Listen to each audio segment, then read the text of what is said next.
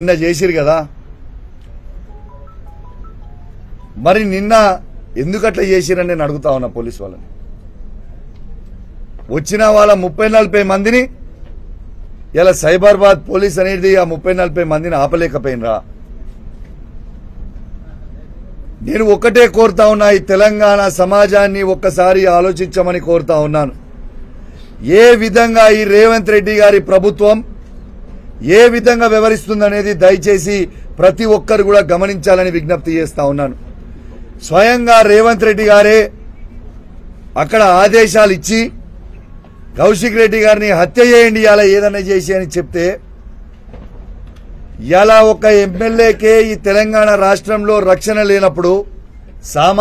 సామాన్య ప్రజల పరిస్థితి ఏంది అని చెప్పి నేను అడుగుతా ఉన్నాను దీనికి జవాబు చెప్పాల్సిన అవసరం ఉంది తెలంగాణ సమాజానికి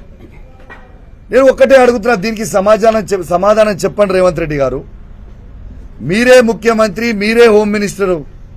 మరి మీ ప్రభుత్వంలో మీరు మొన్న కోట్లాది రూపాయలు ఇచ్చి జాయిన్ చేసుకున్న గాంధీతో పాటు గుండాలని 30-40 మంది గుండాలని సైబరాబాద్ పోలీస్ ఆపలేకపోయిందా మీరు ఈ సమాజానికి ఏమి చెప్పదలుచుకున్నారని చెప్పి నేను అడుగుతా ఉన్నాను ఒకటే నేను షేర్లింగంపల్లి ప్రజల్ని కూడా కోరుతా ఉన్నాను శాసనసభ్యుడైన గాంధీ ఏం మాట్లాడిండు ఆయన భాష ఏంది ఆయన మాట్లాడిన భాష ఒకసారి దయచేసి సమాజం గమనించాలని నేను విజ్ఞప్తి చేస్తా ఉన్నాను ఒక శాసనసభ్యుడు మాట్లాడాల్సిన భాషనే నాది ఏం భాష అండి నేను చేసిన తప్పేంటిదండి నేను చేసిన తప్పేంది ఒక్కసారి మీ అందరు కూడా తెలంగాణ ప్రజలందరూ కూడా ఆలోచన చేయాలని విజ్ఞప్తి చేస్తాం నేను చేసిన తప్పేంది గాంధీ గారే స్వయంగా నేను కాంగ్రెస్ పార్టీలో లేను నేను బీఆర్ఎస్ పార్టీ ఎమ్మెల్యేను అని తనే మీడియాకు చెప్తా ఉన్నాడు మరి నేను మా ఎమ్మెల్యే గారి ఇంటికి వెళ్ళి తనని స్వాగతించి తెలంగాణ భవన్కి తీసుకెళ్లి కేసీఆర్ గారి దగ్గరికి తీసుకుపోతా అన్నా దాంట్లో ఏమైనా తప్పున్నదా అని నేను అడుగుతా ఉన్నా నన్ను ఇంత దారుణంగా తిట్టడము సమాజం యాక్సెప్ట్ చేస్తుందా ఒక్కసారి ఆలోచన చేయండి ఒక బాధ్యత కలిగిన ఎమ్మెల్యే గారు ఈ విధంగా మాట్లాడగలుగుతారా ఒక్కసారి ఆలోచన చేయండి అదేమన్నా భాషనేనా ఒక్కసారి ఆలోచన చేయండి